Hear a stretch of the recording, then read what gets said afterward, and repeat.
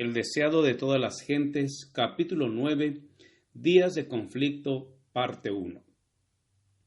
Desde sus más tiernos años, el niño judío estaba rodeado por los requerimientos de los rabinos. Había reglas rígidas para cada acto, aun para los más pequeños detalles de la vida. Los maestros de la sinagoga instruían a la juventud en los incontables reglamentos que los israelitas ortodoxos debían observar. Pero Jesús no se interesaba en esos asuntos. Desde la niñez actuó independientemente de las leyes rabínicas.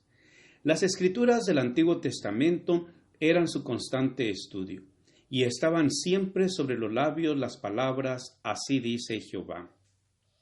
A medida que empezó a comprender la condición del pueblo, vio que los requerimientos de la sociedad y los de Dios estaban en contradicción. Los hombres se apartaban de la palabra de Dios y ensalzaban las teorías que habían inventado. Observaban ritos tradicionales que no poseían virtud alguna. Su servicio era una mera repetición de ceremonias, y las verdades sagradas que estaban destinadas a enseñar eran ocultadas a los adoradores. Él vio que en estos servicios sin fe no hallaban paz. No conocían la libertad de espíritu que obtendrían sirviendo a Dios en verdad. Jesús había venido para enseñar el significado del culto a Dios y no podía sancionar la mezcla de los requerimientos humanos con los preceptos divinos.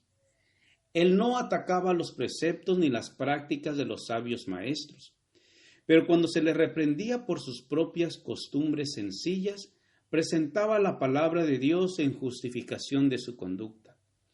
De toda manera amable y sumisa, Jesús procuraba agradar a aquellos con quienes trataba. Porque era tan amable y discreto, los escribas y ancianos suponían que recibiría fácilmente la influencia de sus enseñanzas. Le instaban a recibir las máximas y tradiciones que habían sido transmitidas desde los antiguos rabinos, pero él pedía verlas autorizadas en las Santas Escrituras. Estaba dispuesto a escuchar toda palabra que procede de la boca de Dios, pero no podía obedecer a lo inventado por los hombres. Jesús parecía conocer las Escrituras desde el principio al fin, y las presentaba con su verdadero significado. Los rabinos se avergonzaban de ser instruidos por un niño. Sostenían que incumbía a ellos explicar las Escrituras y que a él le tocaba aceptar su interpretación. Se indignaban porque él se oponía a su palabra. Sabían que en las Escrituras no podían encontrar autorización para sus tradiciones. Se daban cuenta de que en comprensión espiritual Jesús los superaba por mucho. Sin embargo, se airaban porque no obedecía sus dictados. No pudiendo convencerle, buscaron a José y María y les presentaron su actitud disidente. Así sufrió él reprensión y censura. En edad muy temprana, Jesús había empezado a obrar por su cuenta en la formación de su carácter, y ni siquiera el respeto y el amor por sus padres podían apartarlo de la obediencia a la palabra de Dios. La declaración escrito está constituía su razón por todo acto que difería de las costumbres familiares, pero la influencia de los rabinos le amargaba la vida. Aún en su juventud, tuvo que aprender la dura lección del silencio y la paciente tolerancia.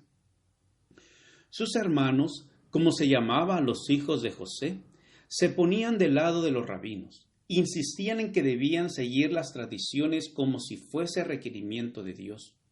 Hasta tenían los preceptos de los hombres en más alta estima que la palabra de Dios. Y les molestaba mucho la clara penetración de Jesús al distinguir entre lo falso y lo verdadero. Condenaban su estricta obediencia a la ley de Dios como terquedad. Les asombraba el conocimiento y la sabiduría que manifestaban al contestar a los rabinos. Sabían que no había recibido instrucción de los sabios, pero no podían menos que ver que los instruía a ellos. Reconocían que su educación era de un carácter superior a la de ellos, pero no discernían que tenían acceso al árbol de la vida, a una fuente de conocimiento que ellos ignoraban. Cristo no era exclusivista y había ofendido especialmente a los fariseos al apartarse, en este respecto, de sus rígidas reglas.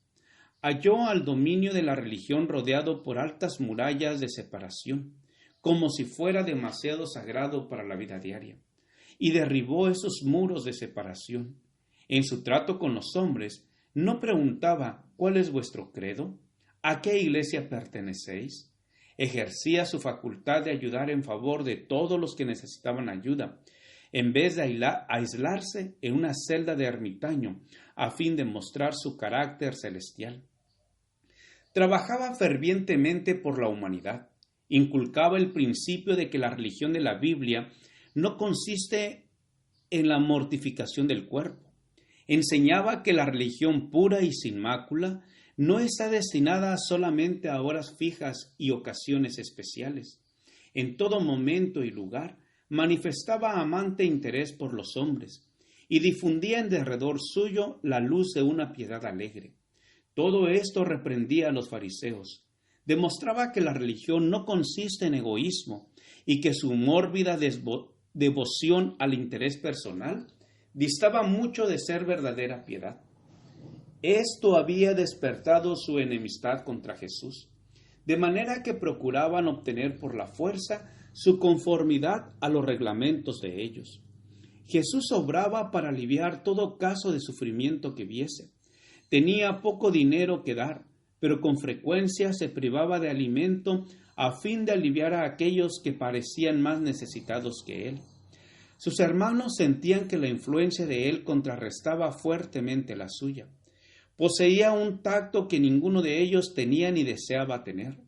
Cuando ellos hablaban duramente a los pobres seres degradados, Jesús buscaba a esas mismas personas y les dirigía palabras de aliento.